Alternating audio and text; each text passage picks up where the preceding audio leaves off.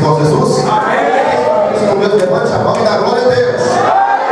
Agora está focada nessa pessoa e pergunte para ela: o que você veio fazer aqui? Não, pergunte: você veio, o que você veio fazer aqui? Quem é sincero e verdadeiro a Deus, levante a mão e dá glória a Deus. Pergunta, pastor Igor: o que é isso? Tem pessoas que vêm para ver. Eu quero profetizar que você vai ver mesmo. Tem pessoas que vêm só para falar. Você vai falar também. Mas tem pessoas que vêm para adorar. Quem vem adorar? Quem vem adorar?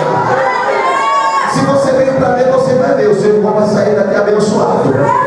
Se você veio para falar, você vai falar do milagre que Deus vai fazer na vida do teu irmão. Mas se você veio adorar, levante a mão e adora a Deus. Levante a mão e adora. Levante a mão e adora.